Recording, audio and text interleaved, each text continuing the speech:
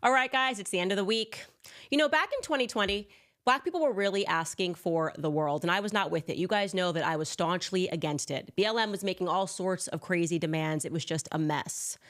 But now fast forward and it's 2024 and Black people really came into this election with just a different energy, not asking really for much or really anything. We simply asked that the Jackson family be left alone and that people be a little bit more considerate than to wash their greens where they wash their asses. And Kamala, for whatever reason, could not abide us. She just could not abide us. And that is exactly how we got here. I want to remind you of that. Also, my brain is melting right now because I don't know if I'm the last person on earth to know this, and this was like big news or somehow I missed it. But were you guys aware that Barack Obama's nanny from when he was in Indonesia, in school in Indonesia with his stepdaddy, was transgendered? Because I just learned that and I'm just going, what on earth is happening? There is way too much synergy here between Emmanuel Macron's upbringing, what we've learned about Emmanuel Macron, Barack Obama's upbringing, and now Kamala's upbringing. It's making me a little uncomfortable. Let's talk about it. Welcome back to Candace.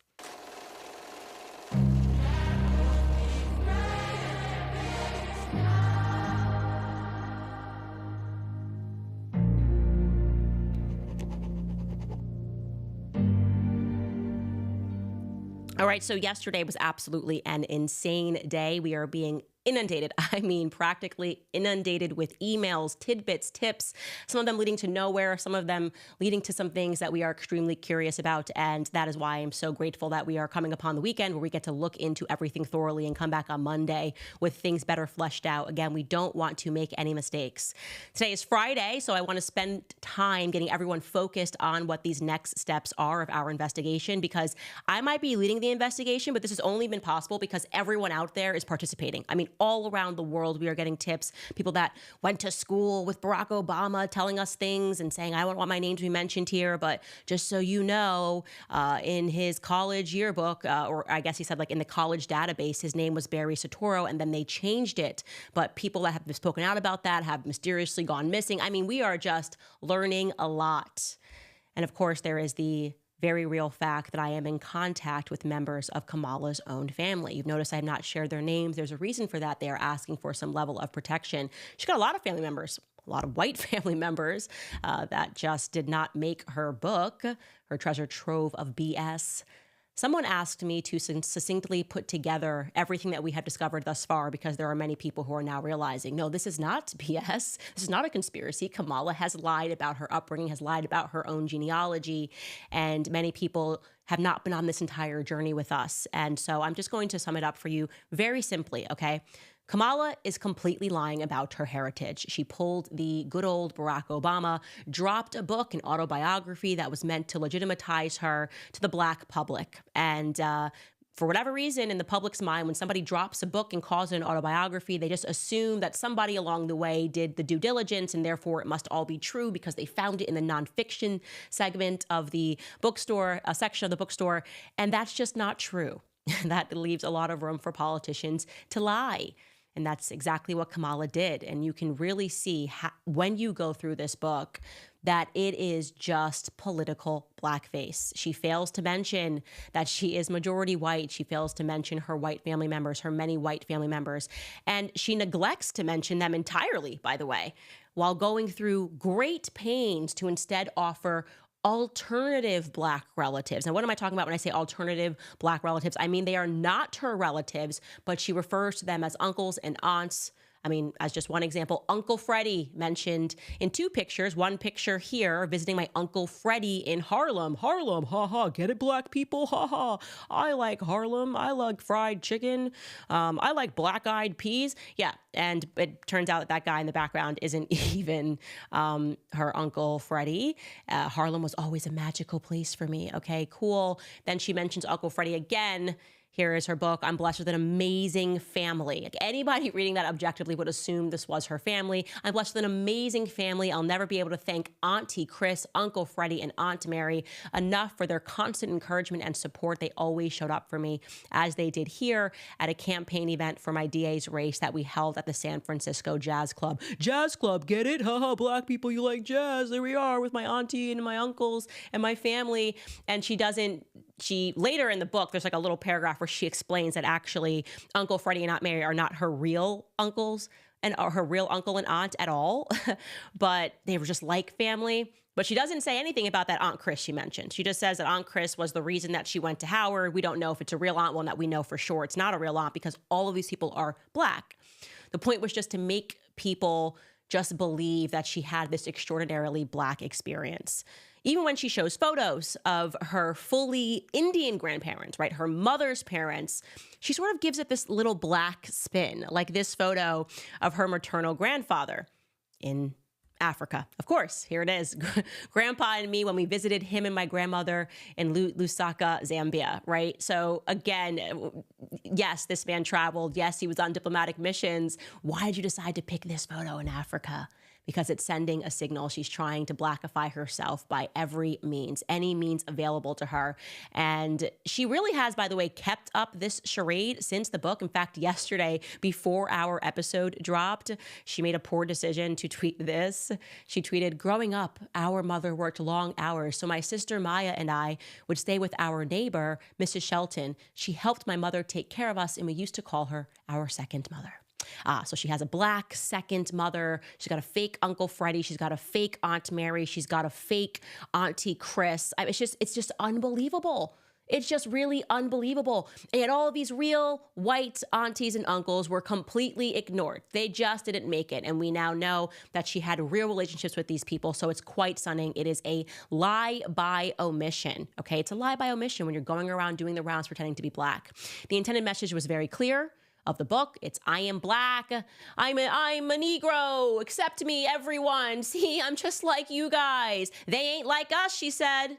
They ain't like us. The BET Wars. Girl, they ain't like us. No, Kamala, you ain't like us, okay? You ain't even kind of like us. In fact, you essentially spit in our faces when you do this. It is a minstrel show. Kamala's campaign is a minstrel show.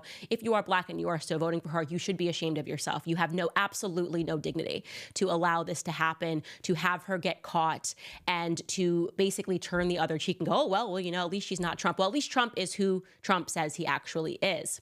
But of course, it was this photo that immediately caught our attention. It was the notorious photo of Grandma Beryl. Now, I want to be clear. When this photo caught my attention, I just didn't think it was her grandma because I didn't like the emotional vibes here. It's just not how Caribbean grandmas act. I know I have one or had one. She passed away in 2013. But what is interesting is that so many people had emailed us right away, and these people are obviously, I'm not a techie. They were familiar with Photoshop. A lot of editors saying, Candace, these photos are Photoshopped. You can tell because in each photo of her grandparents, this one and of Iris Finnegan, they don't show the hands. And apparently there is something to do with hands that you can tell that they're just Photoshopping two pictures together. So the operating belief from the army of editors that have emailed us is that actually they took a real photo of Kamala and a real photo of this Black woman, and they just merged them together. And that's why you're not seeing any emotion or interaction between the two. Like, I don't know, I just feel like your grandma would put your arm around her or something. But again, that's a theory. We didn't even report on it until just now because obviously yesterday we dropped the mother of all bombs, a woman named Dorothy who grew up on the island in the presence of the lovely Miss Beryl, who she loved dearly. Dorothy really loved Miss Beryl and was so kind about it, confirmed that the photo was fraudulent. And since we dropped that episode yesterday, it's been crazy. The reason why we're running a little bit late with today's episode is because we've had more phone calls with Kamala's family members. And they have confirmed to us beyond a shadow of a doubt that the person that is pictured in Kamala's book is not the real Miss Beryl. Kamala cannot sue me for that statement. She cannot sue me for defamation. That is not the real Miss Beryl. That is not her grandma Beryl that is in that photo, okay?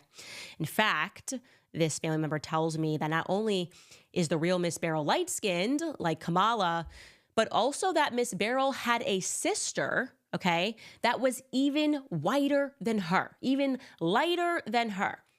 Now, my understanding is that Miss Beryl looked to be mixed Indian and Irish. So they would say brown, call Indians brown and Irish. So that's why when Dorothy recounts this, she's like, Kamala looks so much like her. Apparently she was a little lighter than Kamala, but you would look at Kamala and you might go, okay, that complexion, you would definitely say, could identify that as someone with an Indian complexion, no doubt.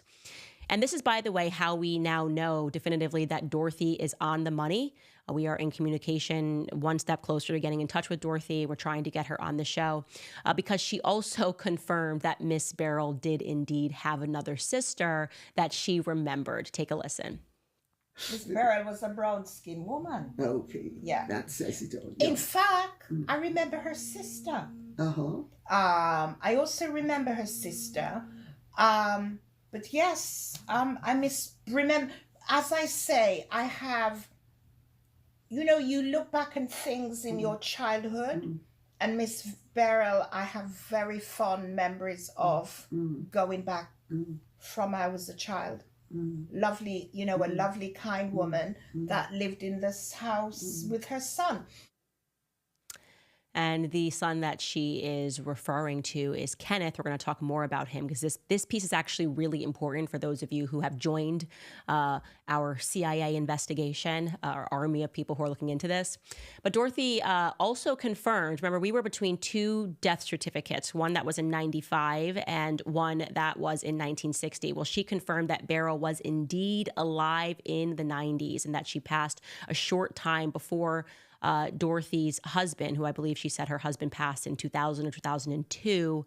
Take a listen.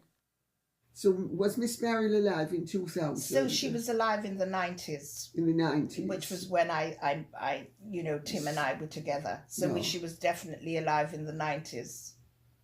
Okay. Yeah. How interesting. Yes.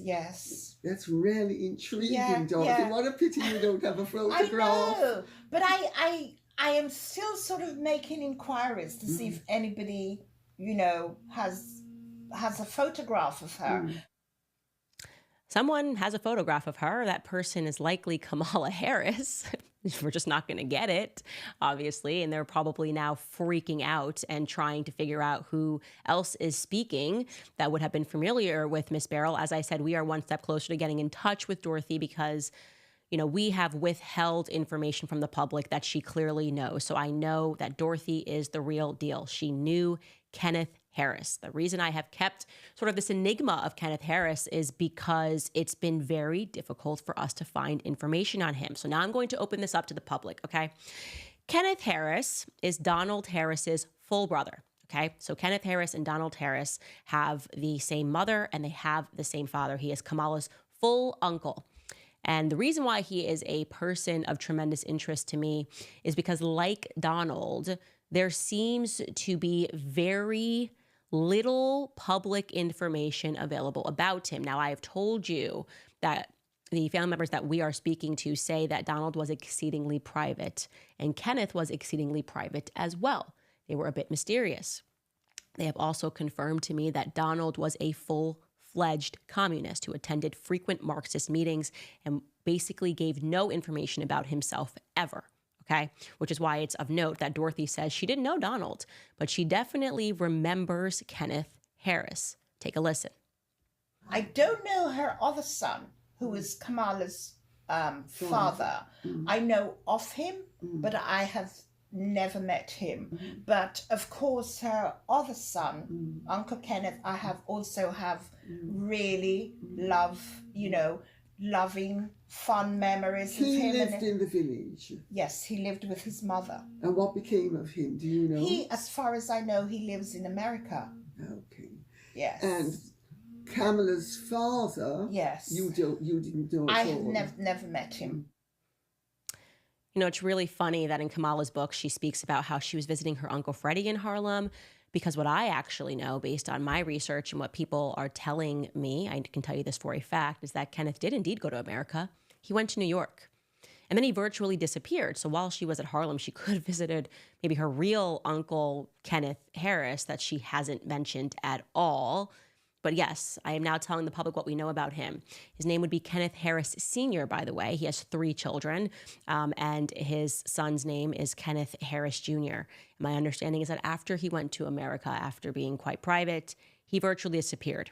What we also know about Kenneth Harris is that while he lived in Jamaica, he was a police officer. So we are trying to crawl through the database and see if we can find any information on him. Quite interestingly, every single family member that we've tried to look things up on, we've been able to find, except for Kenneth and Donald Harris. That is just remarkable to me.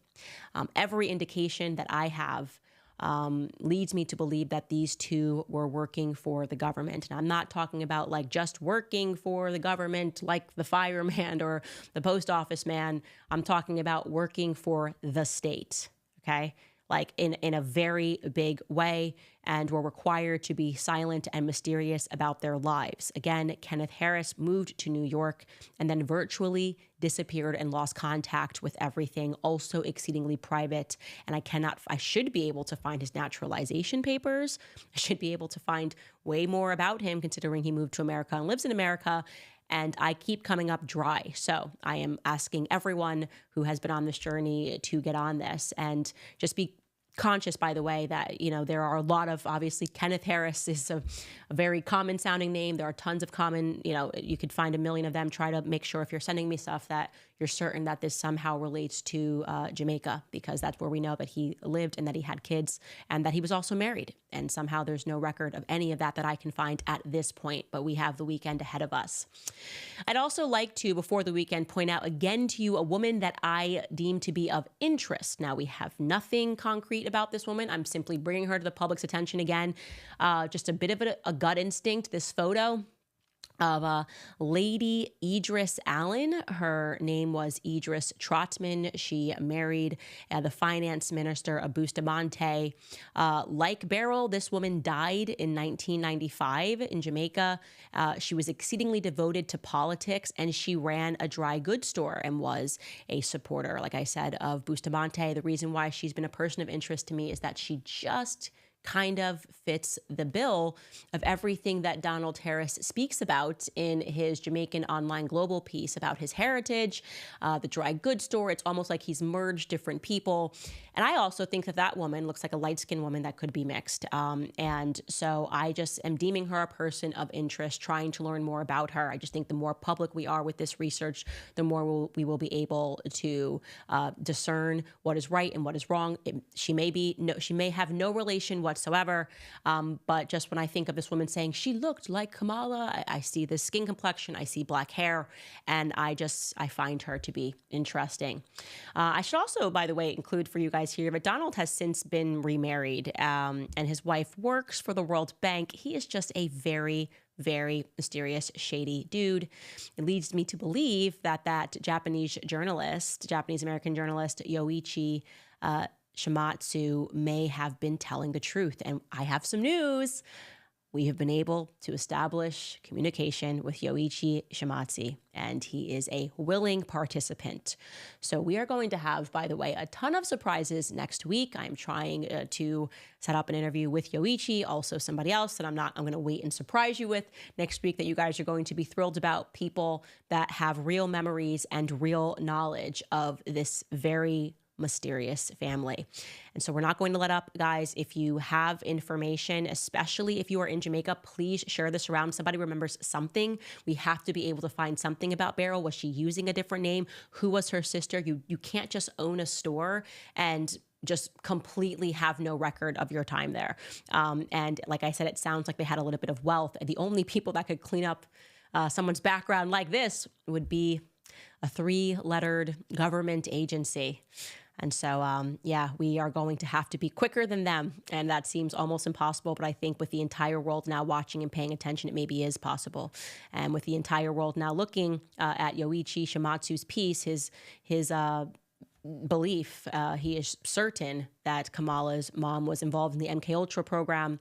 And that is about psychological brainwashing people. Might be something that could lead to a Manchurian-type candidate. I am thinking that everything that he is expressing, particularly about Kamala, her past marriage, probably has a lot of merit to it, but we are going to find out, guys. So, of course, stay tuned. All right, I want to throw it to PreBorn because the media has dubbed this the abortion election. We have to stand up to this evil. When you join forces with PreBorn, the largest pro-life organization in the nation, you'll be protecting the greatest victims in our society, babies in their mothers' wombs. PreBorn's network of clinics are positioned in the highest abortion areas in the nation, and they have rescued over 300,000 babies.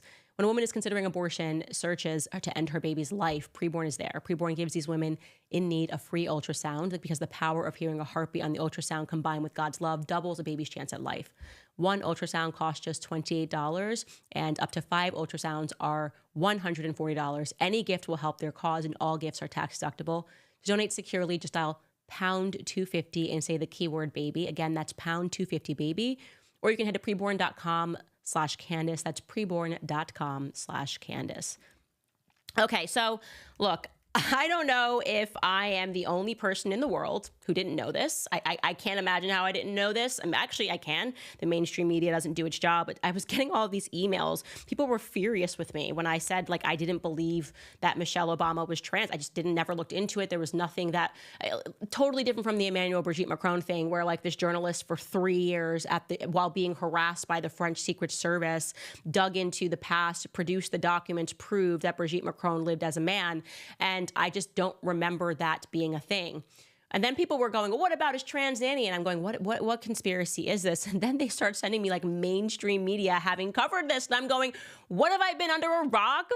Barack Obama had a trans nanny growing up. Okay, so back in 2012, the Associated Press interviewed Evie. This is Evie, by the way, not dressed as a woman, but Evie, whatever. Let's just throw it to a clip and let you watch.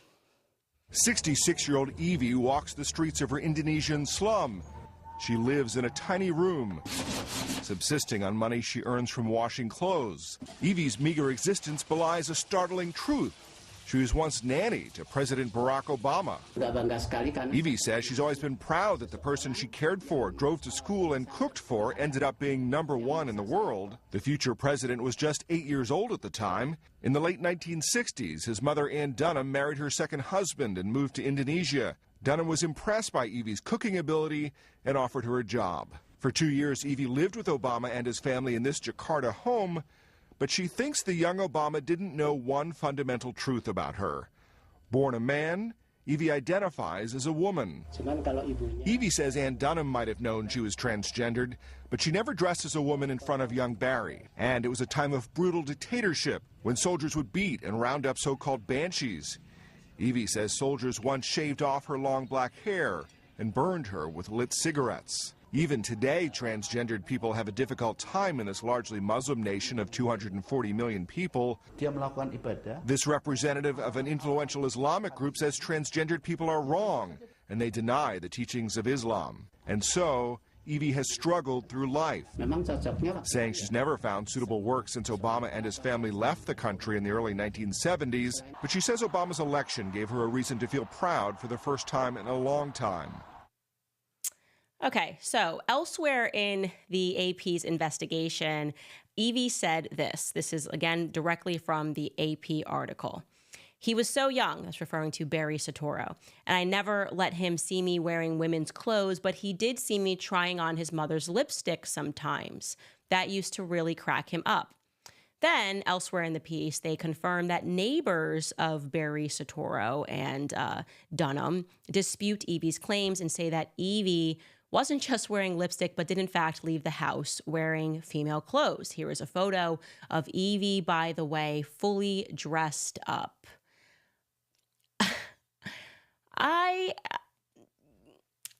I'm speechless, I think. What the hell is going on?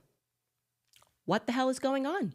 You know, Evie apparently was very much accepted as a transgender individual by Stanley Dunham, Barack Obama's mother, so much so that she allowed Evie to wear her lipstick, allowed Evie to be around her child wearing her lipstick, and if the neighbors are telling the truth, which I feel like they are, Evie was dressed as a woman around a young Barry Soetoro. Okay, so why am I bringing this up? Well, first and foremost, because it's insane. Secondly, because it's a little too much synergy, as I said at the top of the show, between the mysterious upbringing of Emmanuel Macron, okay, and Barack Obama. Just like for whatever reason, they are entered into these Catholic schools when they're really young, and they have this extraordinarily close relationships with their grandparents. Like Emmanuel Macron, the exact same thing. This sort of introduction to transgenderism at an incredibly young age. The entire mainstream media sort of colluding to cover their tracks. What the hell is going on? What's going on? I'm going to ask you guys, seriously, what is going on? Because it's starting to look to me like a program, like a global government program, which potentially is breeding world leaders in very disgusting ways, exposing them to things that they probably should not be exposed to when they're young. I got to be very, very careful when I'm talking about this, because we're talking about the topic of transgenderism. We're talking about Brigitte Macron, who was born a man. If you are at all shocked to hear this, just know that of all of the episodes that YouTube decided to completely remove, it was my interview with the journalist. You should go pursue that. That broke the story about Brigitte Macron. I mean, it's as legit as it gets. Like, take it to the bank. Brigitte Macron was born a man named Michel Trogneau. And I am just seeing, like I said, a little bit too much synergy between all of these leaders and their shady backgrounds, you know, their parents, these broken homes. It leads me to my recent research, which, if it was so crazy, I don't know why the media freaked out about me drawing attention to the fact that there were all of these elite sex cults and people that believed in pedophilia as sacraments. I talked about Frankism. I talked about Jacob Frank. I recommended books for people to read to learn about that, and just mysteriously how they've tried to wipe this, erase this from history. And I've talked about this for a reason, because you're talking about a religious sex cult or an anti-religious sex cult that believed in breeding and incest and things of this nature. This is a fact of history.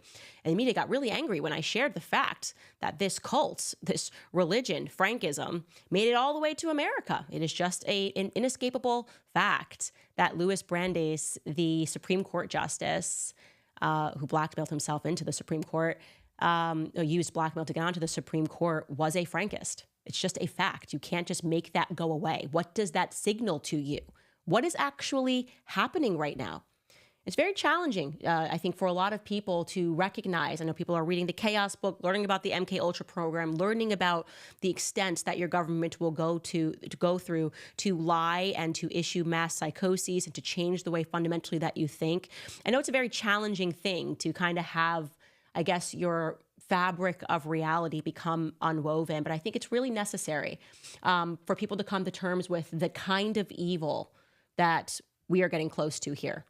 Because I just can't keep thinking that this topic that keeps surrounding and following Barry Soetoro is like by accident, like, oh, I'm sorry, like bad luck. Like people are just saying these rumors about you and about your wife. I don't know. Okay. But speaking of gender scandal, it has just recently been announced, it's just a matter of news, that Michelle Obama is hitting the road on behalf of Kamala, per Politico. The vice president, Kamala, will appear with former President Barack Obama at a Thursday rally in Georgia, followed by an October 26th appearance with former First Lady Michelle Obama, according to a senior campaign official that was granted anonymity to discuss the unannounced campaign plans. The event will mark Michelle Obama's first appearance on the campaign trail for Harris. And, you know, I'm not going to issue any comments. Again, I am just here to draw your attention to some things that I would describe as peculiar. Okay, I just don't think it is every day that a mom says, hey, I'm totally fine with like the male nanny dressing up like a woman and putting lipstick on in front of my kid. I just don't think that that's like a totally normal thing. Like I don't feel that way personally, unless there is some sort of a government initiative going on and your kid is kind of a part of some program. I don't know. That's all I'm going to say. I'll leave it at that. That's probably not all I'm going to say. I probably am not going to leave it at that. I'm probably going to talk about this extensively on my podcast, and it is probably why I'm always in trouble, because I just don't know how to shut up and let the government just be corrupt. I really suck at just letting the government and the media do their corrupt, disgusting things. Anyways, something on a positive note to tell you that you can support a 7 Weeks Coffee, because it is America's pro-life coffee company on a mission to fund the pro-life movement, one cup of coffee at a time. Why are they called 7 Weeks Coffee? Because at 7 weeks, a baby is the size of a coffee bean, and it's the same time a heartbeat is clearly detected on an ultrasound. That's why they donate 10% of every sale to support pregnancy care centers across the country. They have raised over $500,000 for these centers and have saved over 5,000 lives by providing free ultrasounds and other resources to moms in need. I can tell you about the coffee. It's mold-free, pesticide-free, shade-grown, low acid. It's organically farmed. It checks all the boxes. So exclusively for my listeners, if you go to 7weekscoffee.com and use code Candace for up to 25% off your order. Remember, your order will directly help support a network of over 900 pro-life organizations across the U.S. So head to 7weekscoffee.com and use code Candace for up to 25% off your order. All right, it's been trending. Obviously, we did not miss it. The 79th annual Alfred E. Smith Memorial Foundation dinner. Catholic dinner. Donald Trump made an appearance. That's not unusual because this charity dinner is a very big deal. He appeared with Melania. What was unusual was the fact that Kamala declined to appear, which would make her the first presidential candidate to do so since 1984. That is, it's basically like a rite of passage. Everyone just goes to this Catholic charity event. So this is a giant snub. I mean, since 1960, it's been a stop for presidential candidates.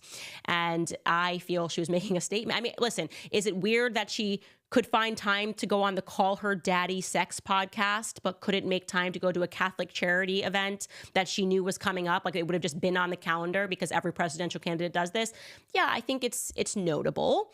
And like I said, it's a Catholic event, and we do understand that abortion has been a very big topic. So I'm wondering if the decision was meant to be a signal to her voters, a signal that she is explicitly anti-Christian, and she is embracing that by not even honoring them with an appearance. Anyways, the consensus is that Trump knocked it out of the park. He really did. I am not saying that because I'm voting for him.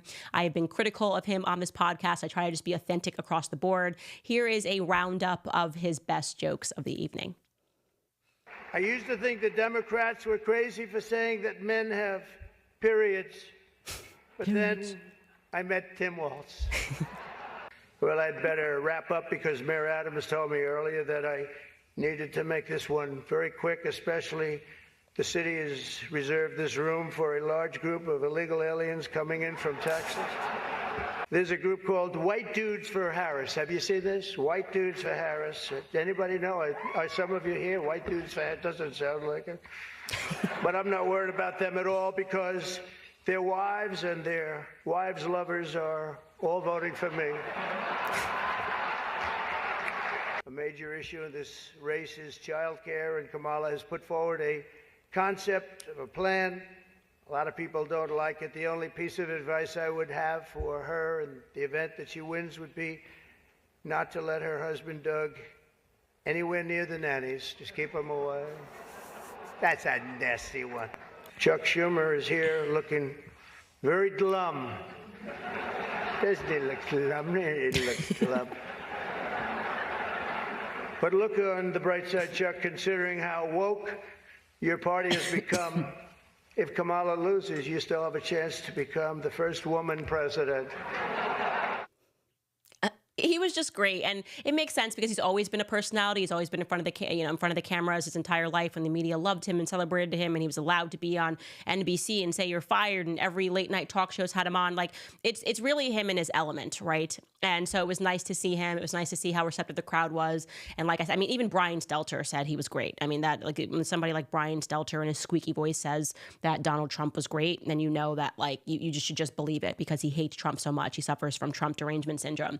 And so what Kamala did decide to do, and this was a major lowlight of the evening, was to create a video response, I guess a video appearance with Molly Shannon. And if you're not familiar with Molly Shannon, there was a movie in the 90s called Superbad, and it was a Superstar, pardon. And it was essentially a comedy, and I guess you could say it was about a Catholic student. Anyways, that is the woman that is being featured in this video. Maybe I'm biased. I think the entire thing is cringe. like, I think it's unbelievably cringe, but don't let me color your opinion. Let's just be objective here. Watch this and see if you are just like laughing so hard uncontrollably that you have to like pull over the car and just go, like, let me get this laugh out. Take a look. Your Eminence and distinguished guests, the Al Smith dinner provides a rare opportunity to set aside partisanship. Cool. Oh, sorry. Hey, what's going on? Who was that? Oh, sorry, Mary Catherine Elliott. Mary Catherine Elliott.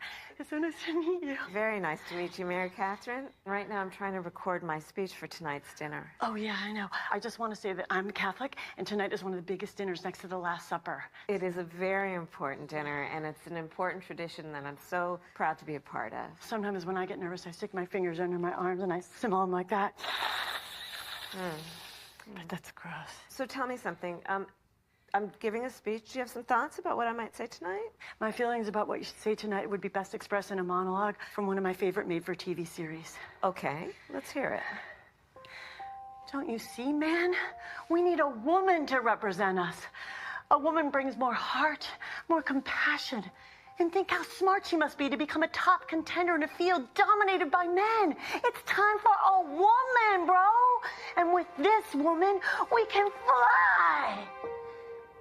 What series was that from? Oh, that's from House of Dragons, now streaming on HBO Max.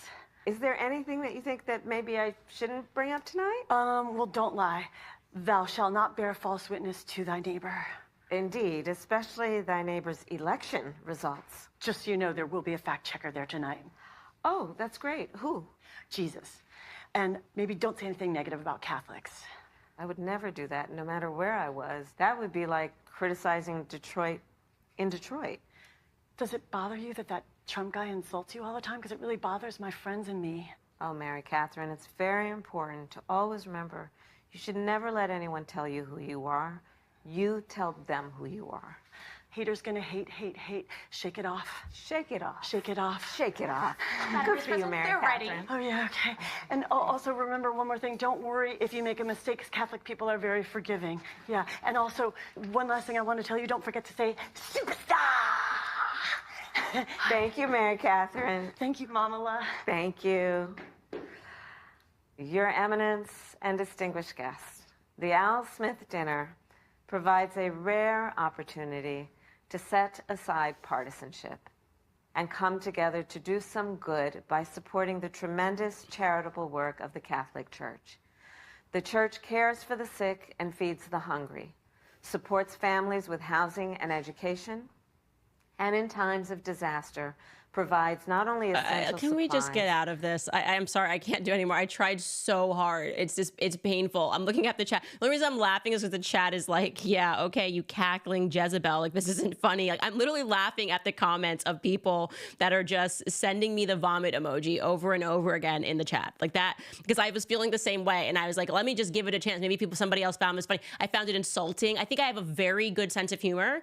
I found it insulting as a Catholic. It's like, okay, what we're going to do is just kind of like mock Christians and then say like, you have to have a sense of humor about it. Like when people are pretending they're trying to be funny and trying to wrap it in humor, but there's nothing actually funny about it and they're just being insulting. Like that's what that was. And then it was like a combination, like what was the random like HBO Max plug for House of Dragon that was in the middle of that? Did somebody pay for that? I literally just makes entirely no sense. And then you have her, and she just is not a great actress. She wasn't good at acting like a Latina. She wasn't good at acting like a Black woman. So did we think she was going to be great in that skit? Like, no, she fails at acting. She should have just given a message and thanked them. Like, that's what I would have done if I was in him. Like, let's not try to be funny. Let's not be annoying when it's a women. It's so annoying when people do that. It's like, just run because you're a good candidate. Stop saying like, oh, you're first woman and you're in a male dominated. It's so cringe. It just makes you instantly a weak candidate when you just lean into like how you look.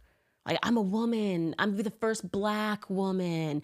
I'm going to be the first redhead. I'm going to be the first gay. But it's like, just shut up. Please, just shut up and tell us what your ideas are. Am I crazy for thinking that that's how people should run? There's nothing to me that basically verifies that someone is not fit for office, and the fact that they can't win it based on merit, and they want you to essentially like give them a bolster for just being a woman. And sadly, some people are going to vote for her just because she's a woman. And some people are going to vote for her just because she's attempting to blackify herself. But I'm hoping and feeling positive that is going to be the minority. Anyways, guys, I want to get to your comments. But before we do, first and foremost, want to remind you, if you are on YouTube or Rumble right now, hit the like button. Also subscribe. We're getting very close to 3 million subscribers here on YouTube. And if you want to support the show and support our independent work, you can head to locals.com. But first, I want to remind you as well, the economy has been a major burden on the average American. Wages are flat, expenses are up, and it is very hard to manage to pay all the bills without grabbing credit cards. If you're a homeowner and you're frustrated with that cycle, I need you to make a 10-minute no obligation call today to my friends in American Financing. Interest rates are coming down, and they are now in the low 5s. So if you're constantly carrying around a credit card balance each and every month with a rate in the 20s, American Financing can show you how to put your hard-earned equity to work and get you out of debt. Their salary-based mortgage consultants are saving their customers an average of $800 a month. And if you get started today, you may not even have to make your next month's mortgage payment. So call today. The number is 800-795-1210. Again, that's 800-795-1210, or you can visit americanfinancing.net/Owens. That's americanfinancing.net/Owens. Okay, guys, before we jump into comments, I'm reminding you, focus on Kenneth Harris Sr. This is the mystery. He is Donald's full brother. I think both of them are operatives. I believe, I know for a fact, based on the family members, that they attended Marxist meetings. They were very private about their lives. And then we have Kenneth Harris, who disappeared into the New York scene and was apparently not visited by his dear aunt, dear niece. Maybe he was visited by his dear niece, because I'm pretty sure she is a communist operative as well. This woman is incredibly dangerous. We have a very short runway to solve this mystery. We are looking for a photo of the real barrel. So if you are in Jamaica and you are watching this, you know people in Jamaica, head down to St. Anne. Like, what are you doing? Jamaica's not that big. You can take a drive, a ride, whatever you got to do, hop a private plane, walk, get down to the St. Anne Parish and start asking questions. Follow this series. We know where she worked. We know that she had a store. That woman gave us tons of information to work with. She was good at mathematics. She would have been involved in the community in a big way. You can't just run a store and disappear. No matter how good the CIA thinks they are with deleting the history of these candidates, these Manchurian candidates, I believe that the internet and the community are better. I really do believe that. So if you see something, say something, email us at info@CandaceOwens.com. Okay, now we are going to jump over to Rumble and read some of your comments, so we will see you there. Let's get ready to Rumble. What do you guys have for me today? Rosario writes, I watched your interview